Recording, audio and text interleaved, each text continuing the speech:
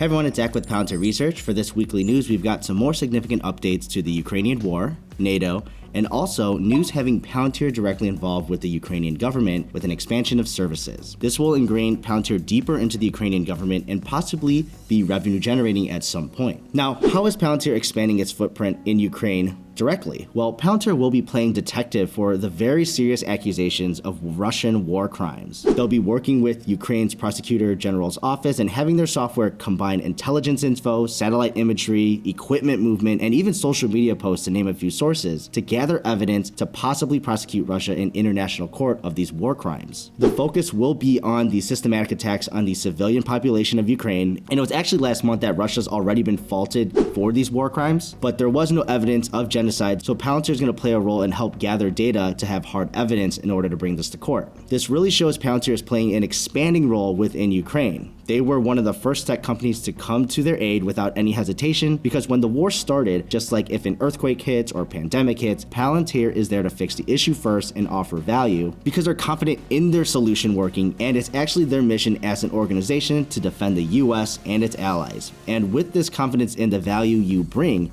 you'd have a good idea that you can get a real contract and expansion after the affected body overcomes their emergencies. We've already seen this in the UK's NHS, US's CDC for a couple notable examples from the pandemic. We don't really know how much Palantir will be getting paid though by the Ukraine government, but this shows the willingness of their government to use them where they see fit and hopefully into other aspects post-war, like the reconstruction process and the logistics involved in that, or their normal police force maybe that other European countries have also adopted, or possibly on the commercial side. And of course, the elephant in the room, if Ukraine officially joins NATO afterwards, we know at this point some military spend is gonna go to Palantir for their software and targeting systems, and of course the maintenance of that and the improvement of that for Ukraine. So starting with Ukraine updates, the season for spring counteroffensive has started. Not saying the counteroffensive itself has started fully, but it has reached a point in the war where the Russian army and the Wagner group have thrown a lot of resources at Bakhmut to gain more access to the highways. There also has been news about Russian conscriptions, even over email now, in order to avoid dodgers. So one way to start hate in your country is actually forcefully sending your population to a war you started, but in reality,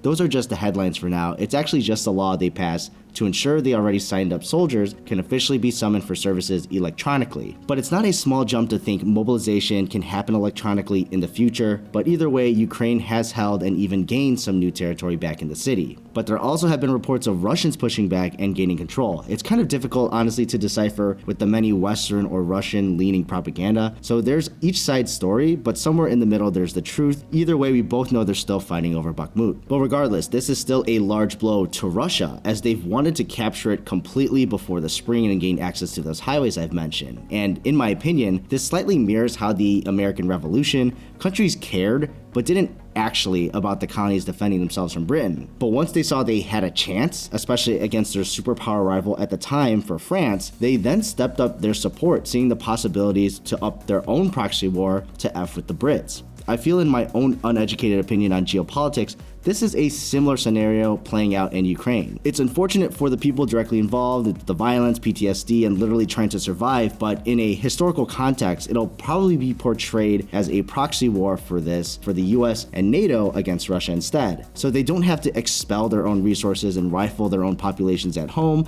probably for popularity purposes. Regardless, Ukraine is defending its sovereignty, so they would be fighting anyways because of Russian aggression, so it's better to have allies than none. But long story short, the better progress Ukraine makes in defending itself and possibly even advancing, it becomes a snowball effect where other countries increasingly want to back a winner rather than a loser. Like, people will always argue that, oh, for the US, we've sent them $35 billion in aid, blah, blah, blah, better spent in the US than send it to other countries. I think most red people realize this is in equipment and not even the newest stuff for the United States. And if it is newer equipment, it's in a small quantity, almost like using it as a test battlefield. This is probably an unpopular opinion, but it can be seen as a way for the US, this war at least, to test their wartime logistics and also refresh and modernize our own stockpiles of weapons to ensure we are ready for the next conflict of the modern era, considering the direction of the world today. And adding onto the constraint of countries being shy in their support to Ukraine is that the logistics itself of shipping these things across the world affects when the promised supplies actually arrive at the battlefield, and this is months later. But one good example of a nice arrival finally of equipment is there's been much more success on the defensive defensive front for Ukraine, especially against Russian Air Force attacks with the US Patriot missile system, which allows them to defend against ballistic missiles, drones, aircrafts that they weren't able to intercept before. But even so, there is still reluctance across the Western countries to even provide the latest generation of jets, let alone older generations. So we'll just have to see how this plays out, but I'm still very optimistic. Like I said, the better Ukraine does, the more support that they'll probably receive. Moving on to NATO, the NATO Secretary General did have a visit to Ukraine in person to demonstrate the strong support of the organization. This is probably more of a show of support where he represents the whole organization, but I wouldn't be surprised if there's still some hesitation from individual member countries in the background. But he did actually go on to say Ukraine will join NATO at some point, and all member states agree, basically saying this is to prevent Russian aggression in the future once the war is over. They obviously can't be accepted right now with being at war, but no doubt there will be long-term support here.